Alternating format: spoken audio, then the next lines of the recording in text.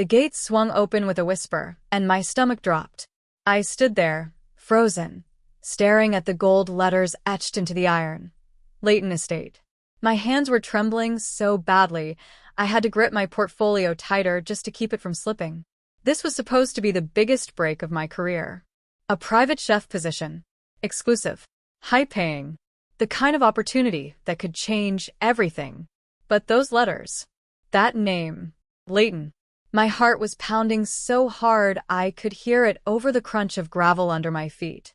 The estate sprawled ahead of me like something out of a magazine, all glass and steel and cold perfection. Beautiful, but lifeless. Like a museum. Or a tomb. I should have turned around right then. I should have called the agency and told them I was sick, that I couldn't do it, that they needed to find someone else. But I didn't. Because part of me, some stupid, stubborn part, needed to know if it was really him. 15 years. 15 years since the morning that destroyed me. Since the boy I loved more than anything walked out of my life without a real goodbye.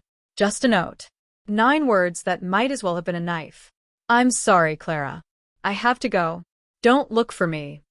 I'd kept that note all these years, hidden in my recipe box like some pathetic souvenir of my own heartbreak. I told myself I kept it as a reminder, proof that I'd survived, that I'd built something from the wreckage he left behind. But the truth? I kept it because some wounds never really close. They just scar over. The house manager met me at the door, a thin woman with silver hair pulled back, so tight it looked painful. Miss Winters, she said, her voice clipped and professional. Mr. Leighton is expecting you. He values privacy and discretion above all else. I trust that won't be an issue. Mr. Leighton. My throat went dry. Of course, I managed to say. She led me through hallways that smelled like expensive candles and furniture polish. Everything was pristine. Sterile. The kind of place where you're afraid to breathe too loud. We passed paintings that probably cost more than I'd made in the last 5 years combined. Then we reached the kitchen. It was gorgeous. Marble countertops, professional-grade appliances, a window overlooking a garden that looked like it had been designed by someone who'd never actually cooked a meal in their life. I should have been excited. This was everything I'd worked for. But all I could think about was the sound of footsteps behind me. Heavy. Confident.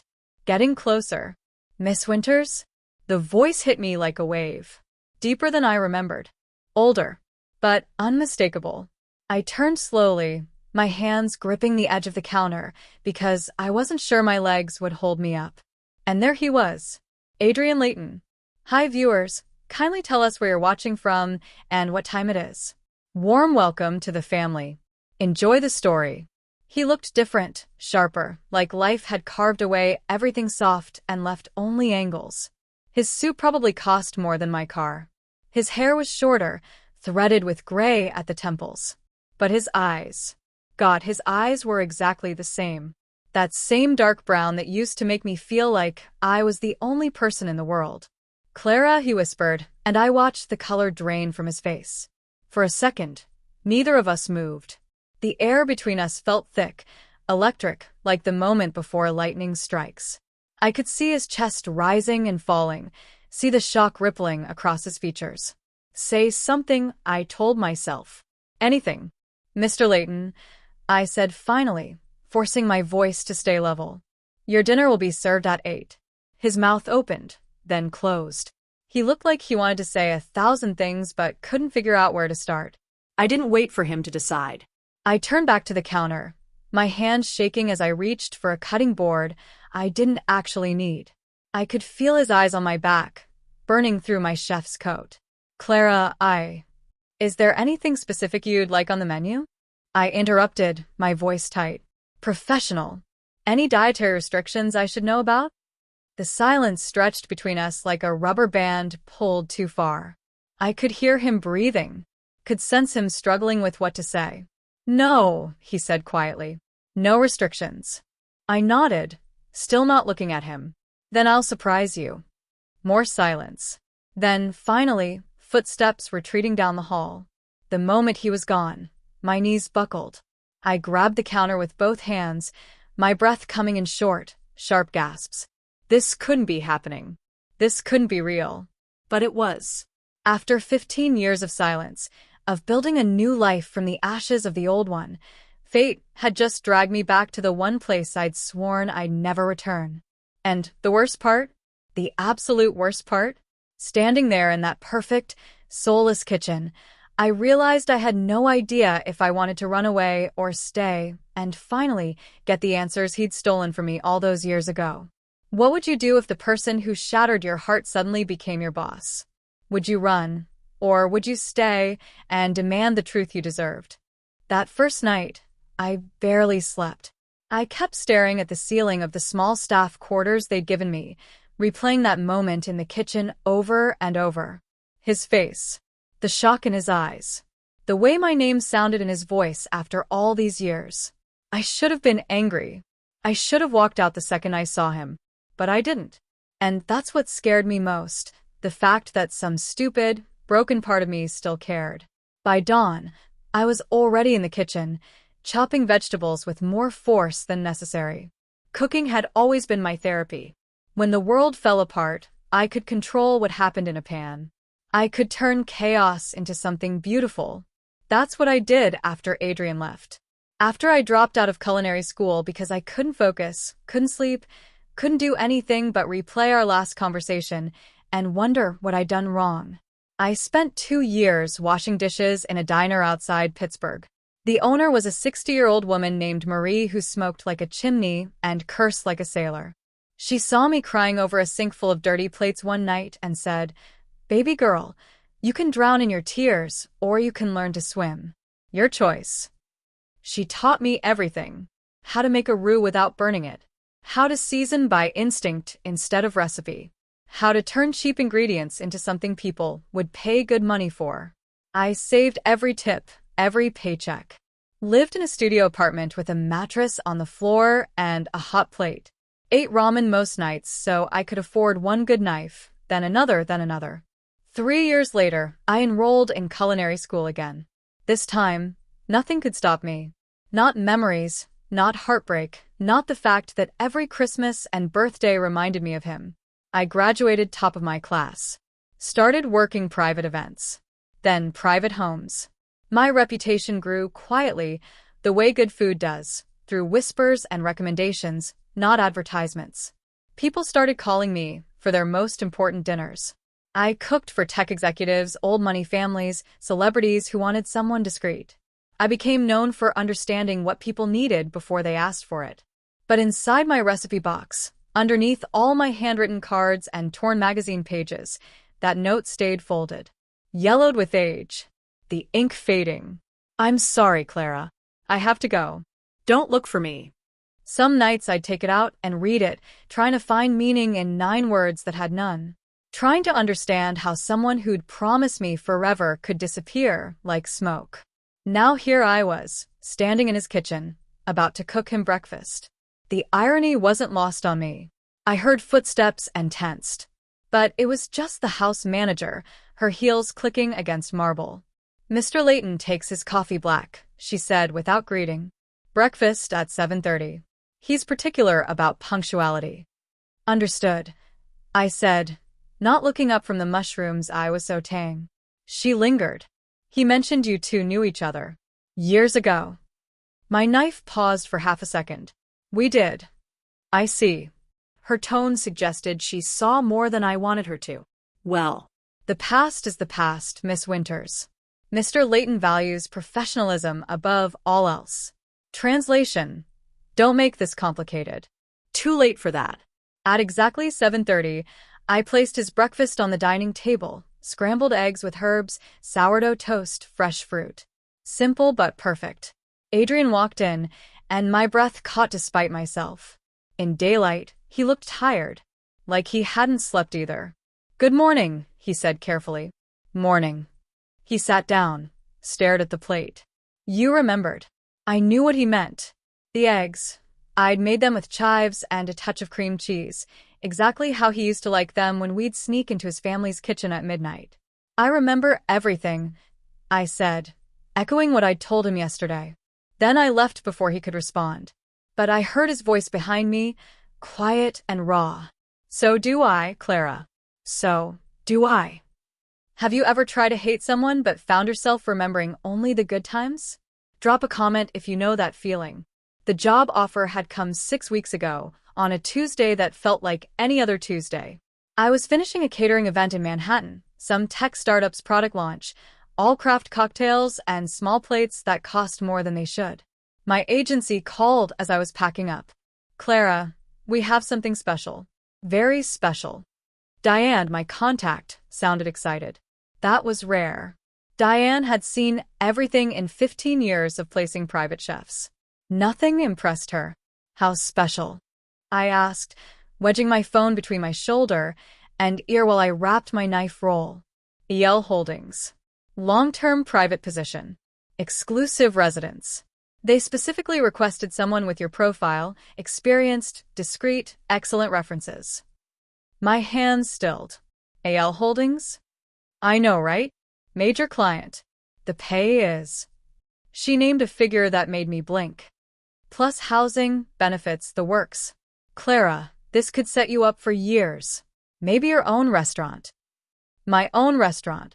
That had been the dream since before Adrian, since I was a kid watching cooking shows and believing I could make something of myself despite growing up in a neighborhood where most people's dreams died young. What's the catch? I asked. No catch. Just privacy. The client is very private. You'd sign an NDA, standard stuff. I should have asked more questions. Should have demanded to know who Yell was. But I was tired of scraping by, tired of living in a fifth-floor walk-up where the heat barely worked. Tired of being one emergency away from losing everything I'd built. I'll take it, I said. Diane exhaled with relief. Perfect. I'll send over the paperwork. You start in 2 weeks. Those 2 weeks passed in a blur of packing, planning menus, researching dietary trends. I Googled EL Holdings but found only vague corporate websites. Tech investments. Real estate. Nothing personal. The night before I was supposed to start, I almost looked up Adrian Layton. My finger hovered over the search bar. But I didn't. Because what was the point? He was probably married with kids, running his family's empire from some corner office, having long forgotten the girl he'd left behind. Joke was on me. The day I arrived, a car picked me up, sleek, black, the kind with leather seats that smelled like money. The driver didn't make small talk, just loaded my bags and drove north out of the city. We pulled up to the estate, and my first thought was that it looked nothing like the Layton mansion I remembered. That had been old money, columns and ivy and history. This was new money. Glass and angles and a coldness that felt deliberate. But then I saw the gate. The name. My chest tightened. The driver glanced at me in the rearview mirror. You all right, miss? Fine. I lied. Walking through those doors felt like walking into a trap I'd set for myself. Every step echoed. Every breath felt too loud. And then I saw him, and 15 years collapsed into nothing. Now, 3 days in, I was learning the rhythms of his life. He woke early. Worked from home mostly, taking calls in his office. Ate lunch at his desk. I'd leave a tray outside his door. Dinner at 8, always alone. No wife. No kids. No one. Just him and this enormous, empty house. Why did you take this job? He asked on the 4th night, appearing in the kitchen doorway as I prepped tomorrow's meals. I didn't turn around. Same reason anyone takes a job. Money. Clara. Don't. I spun to face him. Don't say my name like that. Like we're old friends catching up. His jaw tightened. We were more than friends. Were. I repeated. Past tense. You made sure of that. When someone from your past shows up in your present, do you owe them explanations? Let us know what you think. On the 7th night, everything changed. Adrian had been orbiting me all week like a restless planet, hovering just close enough to make me notice but never colliding. He'd ask about the menu, about my process, about ingredients that didn't matter. He'd linger near the kitchen door during service hours, pretending to check his phone while his eyes followed me through the haze of steam and motion. I could feel him watching, the way you can feel lightning just before it strikes. Charged air. Every sense on edge. I kept my responses clipped. Professional. Mechanical. I wasn't here to talk. I wasn't here to feel. I was here to cook, to earn, to rebuild. I reminded myself of that every time his voice slipped through the noise, low, steady, too familiar. But on that seventh night, he broke the unspoken boundary. He didn't sit in the dining room like every other night. He came into my space, the kitchen, where the rules were mine, where heat and order kept the past out. "What are you doing?" I asked, freezing mid-stir. The risotto was nearly done, creamy, precise, just how I like things. "Eating dinner with my chef," he said, dragging a stool over with a scrape that set my teeth on edge. "That's not. I know it's not normal." He rested his arms on the counter, eyes steady on me. "Nothing about this is normal, Clara." My name in his mouth did something I didn't want it to do. I turned away, stirred the pot just to have something to look at.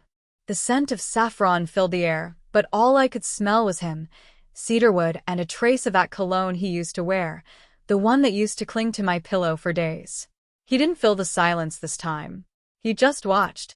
And when he finally spoke, his voice was soft, deliberate. "Tell me about your life. The last 15 years. What happened after I left?" A bitter laugh escaped before I could stop it. "You don't get to ask that." "I know." His voice cracked on the word. "I know I don't. But I'm asking anyway." I focused on the risotto again. It was safer. Easier. Something I could control. "I worked," I said finally. A lot. "Learned to cook properly. Built a career. That's it. That's the story." He shook his head. "That's not the story. It's the only one you're getting." The kitchen filled with the rhythmic sound of bubbling broth. For a long time, neither of us spoke. Then his voice came again, quieter. "I looked for you. After. For years." The spoon clattered against the pot before I could stop it. "Don't." "I hired people," he went on, words tumbling out like something he'd rehearsed and hated. "I tried to find you, but you'd moved. Changed your number. It was like you'd just vanished." "Sounds familiar," I muttered, plating the risotto a little too hard. "Except when I vanished, nobody left me a cryptic note." He flinched at that. "Good." I slid the plate toward him, and for the first time since he'd entered, our eyes met, his dark, searching, mine cold, steady. The world outside that kitchen might as well have disappeared. "That note," he said slowly, almost like he was afraid to exhale. "I need to tell you something about it. Save it." I grabbed a towel, wiped my hands, tried to steady my breathing. "Whatever you need to say, I don't need to hear it. That was 15 years ago. I'm over it." He leaned forward, his gaze pinning me in place. "Are you?" The question hit me like heat from the open oven, instant, consuming. I wanted to say yes. I wanted to sound firm, healed, untouchable. But my mouth wouldn't form the word. Because deep down I knew the truth. Some wounds don't close. They just hide under layers of time. Before I could answer, the sound of heels echoed from the hall, measured, confident, slicing through the quiet. "Adrian." A woman's voice rang out, sharp and precise, the kind of voice that expects obedience. "Are you in here?" He exhaled slowly, his jaw tightening, and for a moment, I saw something flicker behind his eyes. Fear? Regret? Maybe both. "My mother," he said under his breath. And just like that, the air turned cold. My pulse stumbled. I hadn't heard that woman's voice in 15 years, but I'd never forgotten it. That voice had once whispered promises and threats in the same breath. "Do you believe some people come into your life just to teach you what betrayal looks like? Stay with us, because what came next wasn't just dinner. It was the reopening of a wound neither of us was ready to face." Vivian Layton entered the kitchen like she owned it. Which, technically, she did. The room seemed to shrink the second she crossed the threshold, her presence consuming every corner like a shadow that knew exactly where to fall. The quiet hum of the simmering stove, the faint clatter of utensils, it all faded under the weight of her entrance.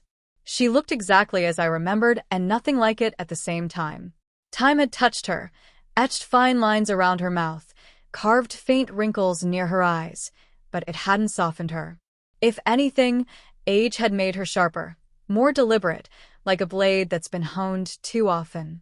Her pearl earrings glinted in the soft light, her posture rigid, her chin tilted with the same disdain she used to wear like perfume. Her gaze swept the kitchen, methodical and unhurried, before landing on me. And when it did, the world seemed to still. "You," she breathed. My stomach dropped. I hadn't heard that voice in 15 years, yet it carried the same venom, smooth, elegant, poisonous. "Mother," Adrian said quickly, standing so abruptly that his stool scraped against the tile. "This is Clara Winters, my new private chef." I know who she is. Her voice could have sliced through marble. The question is, what is she doing in my son's home? I forced myself to breathe evenly. "Your son hired me," I said, keeping my tone calm, professional, though my hands trembled just out of sight. "Through an agency." Her eyes narrowed, calculating. "Did he now?" "I didn't know it was Clara when I hired her," Adrian added, his voice defensive. "The agency doesn't disclose names until after." "How convenient." She glided closer, her heels clicking on the tile, each step like a metronome counting down to disaster. She was dressed in a cream suit that looked tailored to command attention, structured shoulders, pearl buttons, not a wrinkle in sight. "And now she's here. Cooking your meals. Living under your roof." "I'm living in the staff quarters," I said, jaw tight. "And I'm very good at my job, Mrs. Layton." She looked me over, her gaze traveling from my apron to my worn sneakers, and I felt the same shame she'd once made me feel when I was a broke culinary student, standing on her pristine marble floors. "I'm sure you are," she said finally, voice dripping with false sweetness. "People like you always land on your feet, don't they? Always finding ways to climb where you don't belong." "Mother, that's enough." "Is it?" She spun toward Adrian, eyes flashing. "Do you remember what happened last time you got involved with this girl? The scandal? The embarrassment you brought on this family?" My hands curled into fists. "There was no scandal. We were in love." "You were a distraction," Vivian snapped, stepping closer until I could see the ice in her eyes. "A phase." Adrian had responsibilities, a name to uphold, a future that didn't include some culinary student from the wrong side of town. The words hit like stones, but one detail snagged in my mind, and suddenly, everything clicked. "So you made him leave," I said slowly. "That note. That was you." Something flickered behind her expression. A tiny twitch at the corner of her mouth, confirmation, satisfaction. Adrian moved between us, his hand half raised. "Clara, don't." "No," I said sharply. "Let her confirm it. You wrote that note, didn't you? You forged it." Her smile was small and cruel. "I did what any mother would do. I protected my son from making a mistake that would have ruined his life." Mistake. The word caught in my throat, hot and broken. "You would have held him back," she said, her tone icy and assured. "You would have kept him small. He needed to grow, to become the man he was meant to be, without you dragging him down to your level." Adrian's face went pale. "Mother, what are you talking about?" She ignored him, her gaze locked on me like a hawk. "I gave you what you needed, Miss Winters. A clean break. A chance to move on with your life. And yet, here you are 15 years later, still clawing your way into places you'll never truly belong." Her words sliced through the air. The room tilted, the walls pressing closer. Everything I'd ever believed about that night, about the way it ended, about him, all of it began to crumble like burnt sugar under a knife. "You threatened me," Adrian said suddenly, voice low and disbelieving. "With Clara's father. His business. You said if I didn't leave her, you'd destroy him." Vivian waved a hand, dismissive, as if this were a boardroom, not a confession. I said what needed to be said. The floor seemed to fall out beneath me. "My father," I whispered. "He had a heart attack that year. The stress of losing everything, his biggest client pulled out overnight. We never knew why."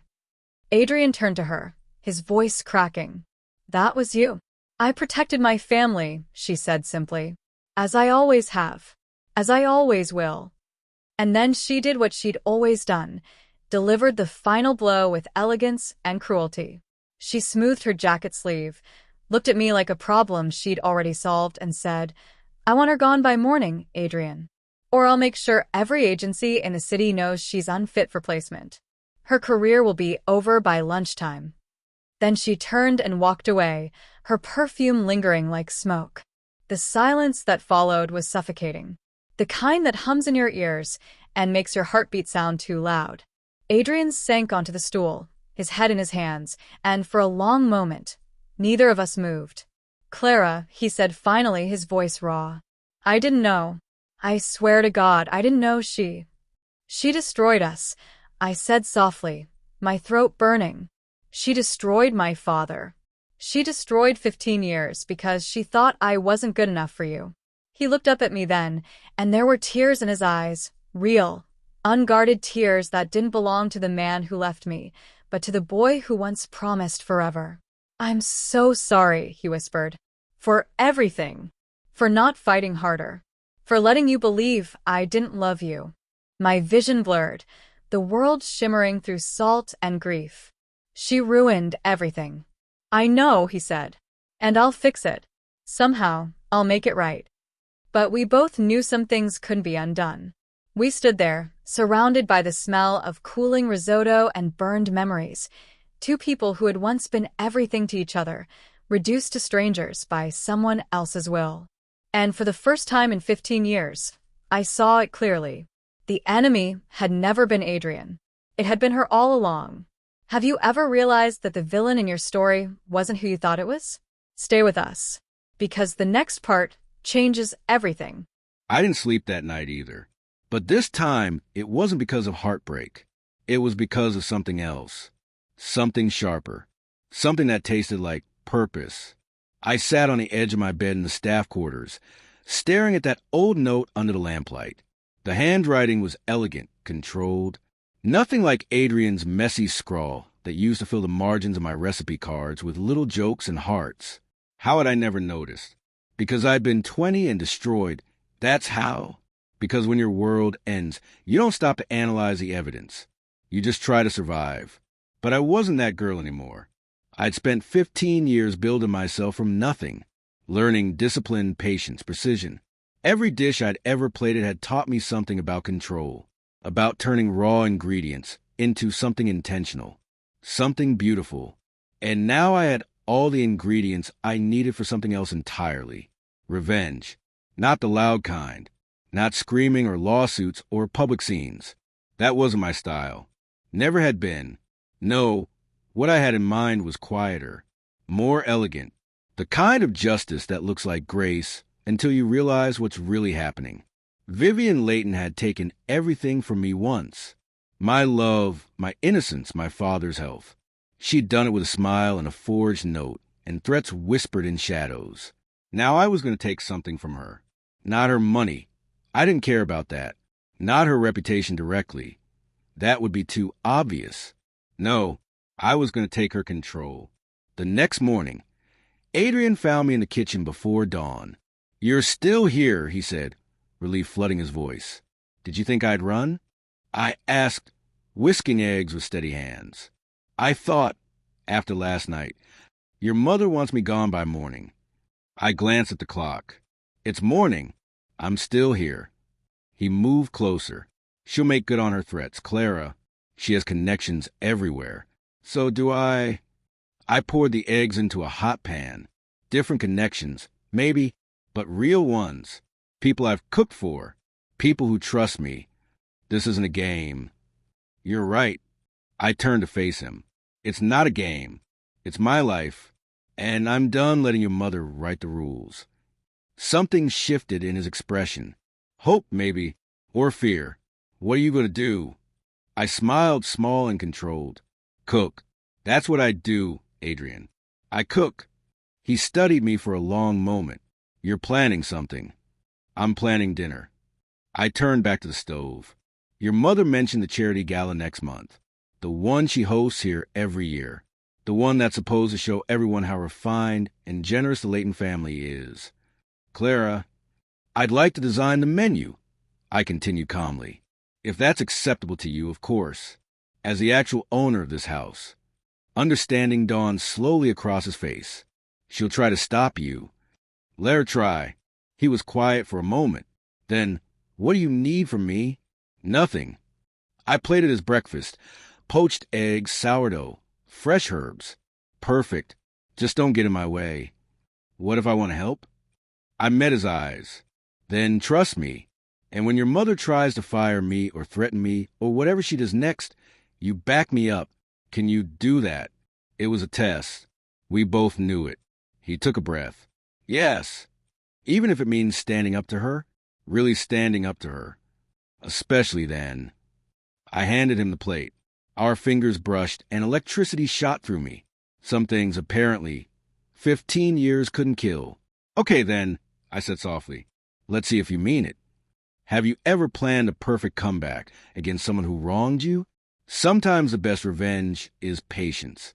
Vivian tried to fire me 4 times in the next 3 weeks. First, she called the agency, demanding my immediate removal. Diane called me, panicked. But I'd already prepared for this.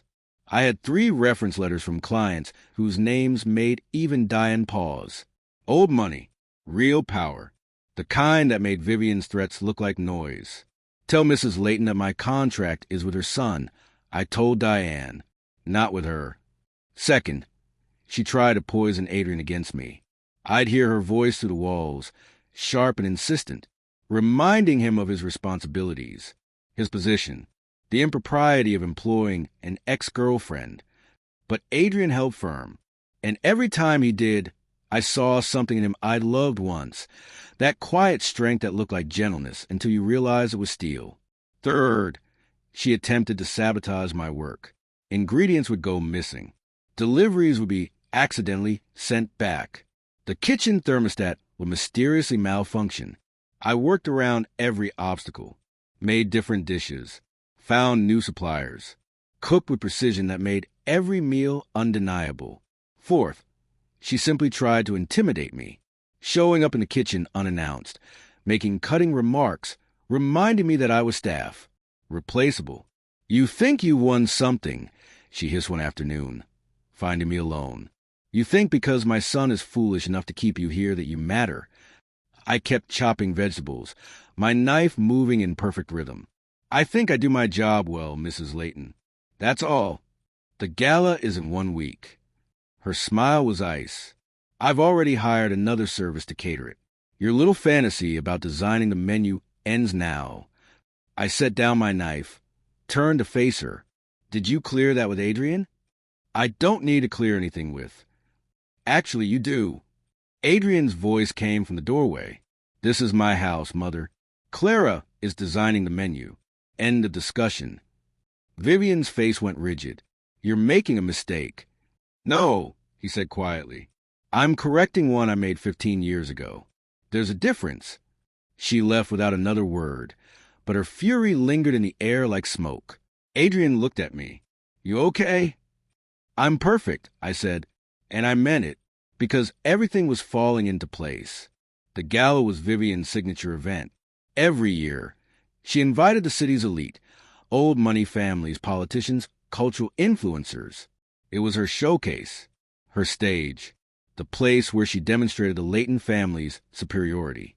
This year, it would be something else entirely. I spent days planning the menu. Every dish was deliberate, meaningful.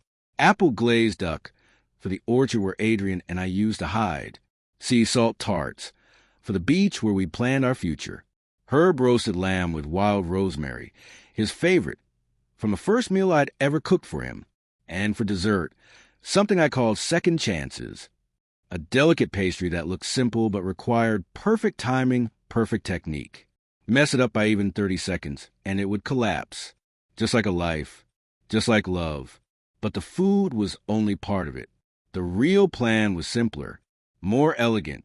I was going to let Vivian destroy herself. You're playing with fire, Adrian said the night before the gala, watching me work. No, I replied, tasting a sauce. I'm cooking with it. Big difference. He leaned against the counter. I know what she did was unforgivable. But Clara, this isn't about revenge. I interrupted. Not really. It's about truth. Your mother has spent decades controlling narratives, manipulating people, making them believe her version of reality.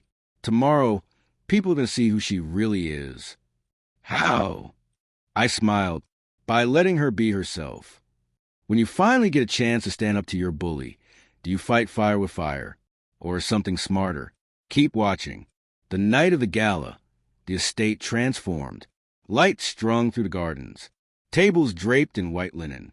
Flowers everywhere, expensive and perfect. A string quartet played near the entrance. Vivian floated through it all like a queen, greeting guests with practiced warmth. She was wearing diamonds that probably cost more than most people's houses. I watched from the kitchen window, my staff moving around me with military precision. Everything was ready. Adrian appeared at my elbow. "You're sure about this?" "Positive.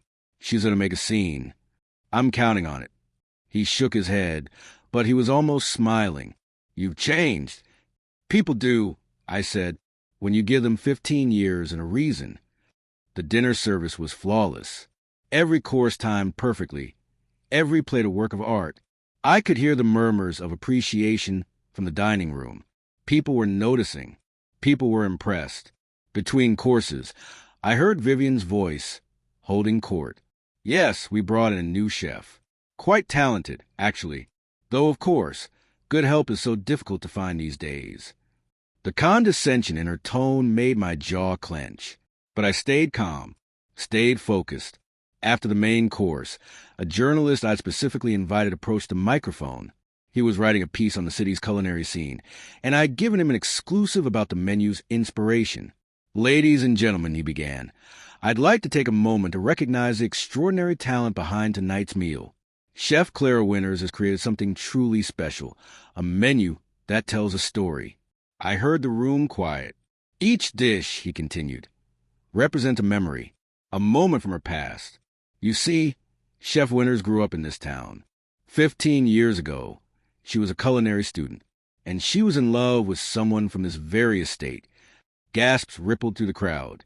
I watched through the service window as heads turned toward Vivian, whose face had gone white. "But that love story was cut short," the journalist said, "by forces beyond their control. Chef Winters spent 15 years building her career from nothing. And tonight, she's brought that story full circle. The apple in your duck? From the orchard where young love once bloomed. The sea salt? From the beach where dreams were made." Adrian stood, raising his glass, "To Clara Winters, who taught me that some things are worth fighting for, even if you're 15 years too late." The room erupted in applause. Vivian stood abruptly, her chair scraping. "This is absurd. This is my event." "No, Mother," Adrian said clearly, "this is my house. And Clara is my guest. She always should have been." The applause grew louder. Vivian looked around at the faces watching her. Some curious, some judgmental, all seeing her differently now. Seeing the cracks in her perfect facade. She turned to me, visible through the service window. Our eyes met, and I smiled. Not triumphant, not cruel, just calm. Because I'd won, not by destroying her, but by simply existing, by being excellent, by telling the truth. She left before dessert was served. Sometimes winning doesn't look like victory. Sometimes it just looks like dignity. Are you still watching? The weeks after the gala blurred together in the best possible way, like someone had turned the saturation back up on my life after years of grayscale. The story caught fire faster than I ever expected. Not viral in the mainstream sense, but enough to make waves where it mattered. In culinary circles, foodie blogs, and those glossy society pages that love the redemption arc, chef returns to scene of heartbreak, creates triumph. They wrote headlines like that. People ate it up, the drama, the comeback, the quiet strength behind every dish. My phone became a constant hum of possibility. Restaurants that had ignored me before were suddenly calling. Interview requests flooded in from publications that had once rejected my pitches, without even a form reply. One morning, a TV producer left a voicemail about a potential cooking show. Something intimate, he'd said. Real, not glossy or fake. You'd be perfect. For the first time in 15 years, I wasn't just scrambling to survive. I was choosing where to go, who to be, what came next. And somehow, amid all the noise, Adrian and I found a rhythm.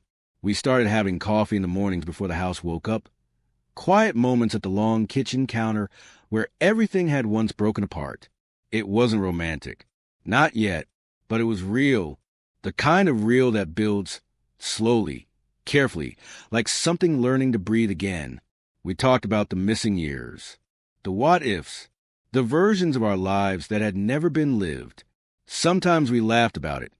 Sometimes we just sat in silence, the air heavy with things words couldn't fix. I don't know if I can forgive your mother, I told him one morning, my hands wrapped around a mug that had long gone cold. I wouldn't ask you to, he said, eyes on a rising steam. I'm not sure I can either. But you're still talking to her. He sighed, shoulder sagging. She's my mother. It's complicated. I nodded. I understood complicated. I'd lived in its shadow for years. What are you going to do? He asked after a long pause. With all these offers, you could go anywhere. I'd been asking myself the same thing. I'd lain awake every night since the gala, turning it over in my mind. All the choices I never thought I'd have. And for the first time, the answer felt simple. I'm going to open my own place, I said finally. His head lifted, surprise flashing into something softer. You mean your own restaurant? I nodded. Small, maybe 30 seats. The kind of place where every dish tells a story. No pretense, no performance. Just truth, on a plate. His face broke into a smile that reached his eyes. That's perfect for you. I already have a name. Oh, I'm going to call it The Note. He blinked. Really, not because of the fake when your mother wrote. I reached into my pocket and pulled out the yellowed paper I'd been carrying around like a ghost. But because every dish will come with a handwritten note, explaining its story, its meaning, giving people a little connection along with their food. He stared at me for a long moment before whispering, Clara, that's brilliant. I know, I said with a grin, my chest warm the way it hadn't been in years. I've been thinking about it forever. I just never had the courage to do it, or the freedom. He leaned forward, elbows on the counter. And the money? I hesitated. I've saved a little. And there are a few investors who've shown interest since the gala. But I reached into my bag. There's something else. I handed him the envelope that had arrived that morning. Thick paper, embossed seal. The kind of letter that carried weight. He tore it open and skimmed the pages, his brow furrowing. This is a business loan approval, he said slowly. For $300,000. I didn't apply for that much, I said, my voice small. He flipped to the last page, then froze. This is from AL Holdings. Your company? Clara, I didn't. He looked up, alarmed. I swear I didn't arrange this. I wouldn't go behind your back like that. I know. And I did, because the signature line at the bottom wasn't his. It was typed, stamped, official. Maybe someone at your company saw the gala coverage. Maybe they believe in second chances. But we both knew better. There was something too deliberate about it, too personal. Maybe it wasn't his direct doing, but it had his fingerprints all over it. Quiet generosity disguised as bureaucracy. Smart man. I can't take this, I said, even as my pulse quickened with hope. Why not? Because it feels like I search a word. Like what? He pressed gently. Like someone believing in you? Like an investment that makes sense. I opened my mouth, but nothing came out. Clara, he said softly, you're brilliant. You've built everything from nothing. You deserve this. This isn't charity. It's faith. It's a bet. One I'd make even if I didn't know you. I studied him, searching his face for pity or guilt, but found only respect. The kind that doesn't need to be spoken to be felt. Okay, I said finally, but I'm paying it back. Every cent. With interest. He smiled faintly. I wouldn't expect anything less. That night, I found the place. It was a narrow corner lot in the Arts District, tucked between a bookstore and a flower shop. Big front windows. Exposed brick. A soft hum from the streetlights outside. I stood there long after dark, watching the empty space through the glass and imagining what it could become. Soft lighting, small tables, the scent of herbs and citrus drifting through the air. A place where food told stories, where people came not just to eat, but to feel something. I could almost see the sign already. The note, my handwriting, my story, my voice. And for the first time in 15 years, I didn't feel like a survivor. I felt like a creator. Someone who'd built herself in the ashes, not to prove anyone wrong, but to prove herself right. Have you ever rebuilt yourself so completely that you barely recognize the person you used to be? Tell me in the comments, because sometimes the hardest part isn't losing everything. It's realizing you were never meant to stay broken. 6 months later, I stood in the kitchen of the note on opening night. My kitchen, my staff, my dream, solid and real. The dining room was packed, mostly with people I didn't know, which was perfect. This wasn't about connections or favors. This was about food, about stories, about second chances served on carefully chosen plates. Each table had fresh flowers. Each place setting had a handwritten card explaining the evening's tasting menu. Each dish came with a note about its inspiration. The reviews would be incredible, but that wasn't the point. The point was that I'd done it, built something from nothing. Again, but this time better, stronger. Mine. Adrian arrived just before service started. He'd kept his distance while I prepared, respecting my need to do this alone. But I'd invited him tonight, reserved him a table. Not the best one. I'd given that to an elderly couple celebrating their 50th anniversary. But a good one. By the window. Congratulations, he said, and I heard everything he wasn't saying in those 2 words. Thank you, I replied, for everything. I didn't do anything. You believed me. When it mattered, that's not nothing. Before he could respond, my sous chef called my name. Time to start. I went back to my station, tied my apron and breathed. This was it. Everything I'd worked for. Everything those 15 years of pain and growth had been building toward. The first order came in. Then another. Then another. The kitchen became a symphony. Knives on boards, pans on flame, timers beeping, voices calling out temperatures and times. Controlled chaos. Beautiful chaos. In my pocket, I felt the weight of something small. That old note, the fake one. During a brief lull, I pulled it out one last time. Read those 9 words that had once destroyed me. Then I walked the fireplace in the corner of the kitchen. I'd specifically chosen a space with one, knowing this moment would come. I held the paper over flame, watched it catch, watched 15 years of pain curl and blacken and turn to ash. When it was gone, I felt lighter, not because I'd forgotten, but because I'd transformed it, used it, made it into something better than revenge. I'd made it into purpose.